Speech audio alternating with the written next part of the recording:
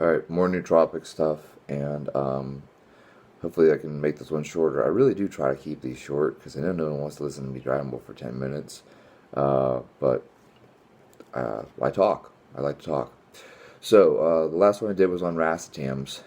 This one I am purposely choosing to put this one second, because I want you guys to have some useful stuff here. And I mean useful in the sense that, well, we'll just get into it. So, nutrients. Nutrients can have, and by the way, I don't know what the proper pronunciation is, if it's nootropic or like, I don't know. I hear weird people call them like nootropics and stuff like that. Nootropic, nootropic, whatever. Doesn't really matter. You know what I'm talking about. So, some nutrients are actually beneficial for your brain as well. Things like omega-3 fats, specifically DHA, and even more specifically DHA, where the electron is in the SN2 position, which is only found in fish. We look at these other sources of DHA, the electron's in the SN1 or SN3 position. Your body needs the SN2 position for your retina and your brain. So B vitamins, vitamin E, things like that, right? So those are things that your brain needs in order to function. Okay, so first off, I'm going to scroll down through my notes here. The first one I want to point out is the omega-3 fats. Omega-3 fats are like the greatest thing ever, specifically DHA. EPA, not so much. It's like anti-inflammatory, and like sometimes the research on it is a little bit like, it kind of helped, but like it didn't really help that much, or like it helped people who were already super inflamed or something. DHA is awesome though. Like DHA is like, oh wow, like it helps people overcome their depression, and it helps this and it helps that, and it's like it's really, I love DHA. It's probably my favorite fatty acid, and you guys already know my favorite amino acid if you follow me on IG.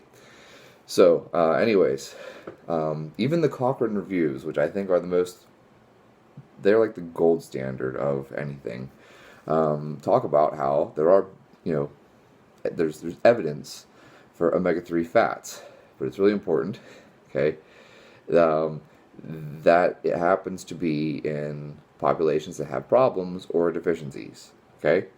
So if you have a deficiency in omega-3 fats, you can develop cognitive issues. However, if you do not have a deficiency and you're already getting enough DHA, because I don't know, you like to be like me and you make a point to eat sardines at least once a week, minimum, or getting some type of fish at least once a week, right? Then what happens? Well, then you stay at normal. Like you stay at baseline. You're at baseline and you stay at baseline.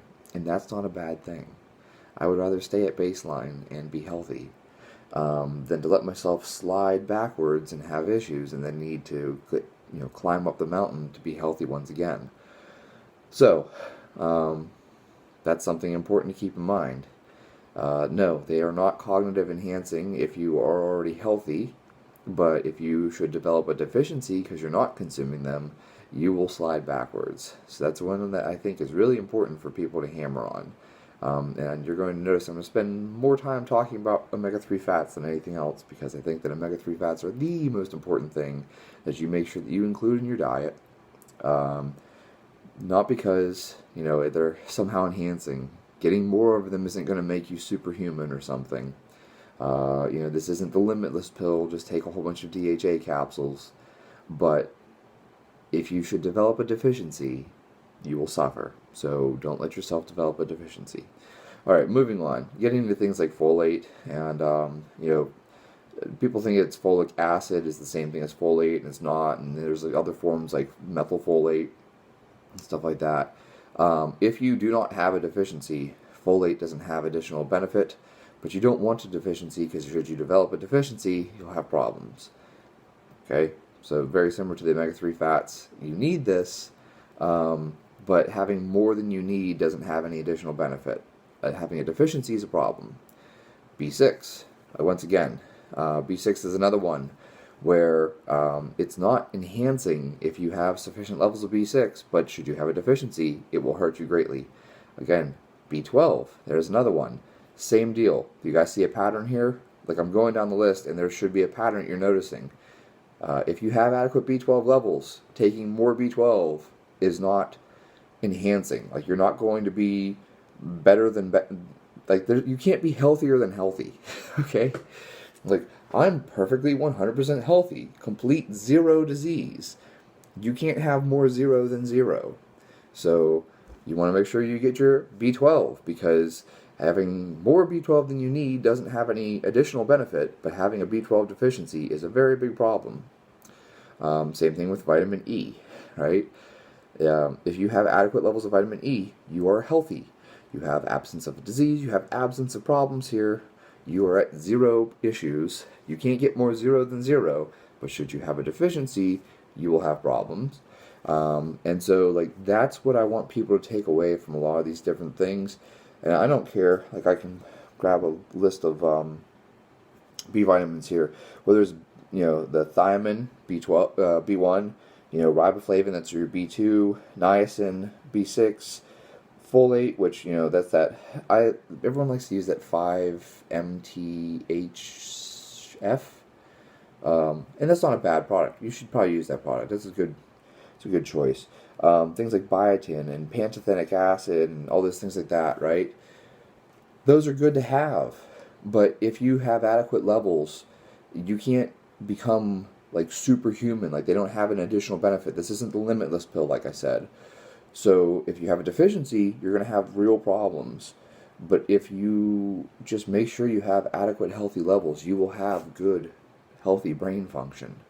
And the problem is, and this is like what I talked about before, like even like the whole egg whites thing. Like I don't know what's wrong with people. You keep eating egg whites, and what's even scarier is like these IIF1 people. Oh, IIFYM, I just drink liquid egg whites. They're already pasteurized, and it's like great way to deplete your biotin levels. Now, is that going to happen on time? No. Like, let's not freak out. Okay, you could smoke one cigarette, and it's not like smoking one cigarette gave me lung cancer. But if you make a habit of continually consuming egg whites with no yolks, like, you're just driving down your biotin level, okay? And so once you create a biotin deficiency, you're going to have problems. You're not going to have problems initially. It's once you create a deficiency. This is the same thing I see in vegans. Like, vegans across the board have B12 deficiency. Like, this is a problem. And no, you won't notice it immediately. Like, it's not like, oh, I switched to a vegan diet, I feel great. That's wonderful. But on a long enough timeline of you not getting B12, eventually you're going to have symptoms. You're going to look like you have pernicious anemia. You don't have pernicious anemia, you just don't get B12 out of your diet. And so those are things that people need to pay attention to. You want to make sure that you give your body the things that it actually needs. But taking additional levels of that stuff isn't going to have an additional benefit, right? But that's what I'm trying to hammer on here is focus on being healthy. And if you focus on being healthy and getting your proper micronutrients, like, you will maintain good, healthy brain function. But if you end up in a deficiency, you have a micronutrient deficiency, like, you really can develop cognitive issues from that. And so I am getting longer than I meant to, but this is the most important part that I throw in at the very end here. Certain drugs, like metformin, which I am completely against metformin, it blocks B12. If you are on metformin, you will develop a B12 deficiency. I don't think that the juice is worth the squeeze. I don't. I get it. Guys are like, oh, I like taking metformin because it lets me eat whatever I want and I can still stay lean. That's cool, bro. I guess your abs are more important than your brain to some people. But to me, the fact that it blocks B12, I don't like it. And then you guys can go pull the research for yourself. Like, do not take my word on anything. I want you guys to go look up anything I tell you. Go look it up yourself. Okay? You can see that metformin is not beneficial for things like dementia and Alzheimer's and things like that. This is not necessarily a good thing. Don't get me wrong. There's research showing, oh, metformin has anti-cancer properties, and that's great. However, it blocks B12, and that's not good for your brain. It's not good for your nervous system. So I think that there has to be something better, like maybe exercise. But I get it. Metformin is exercise in a pill. So there you guys have it. Okay, the point is you need to get your micronutrients. Micronutrients make sure everything functions properly. And if you end up with a deficiency, you're going to have problems.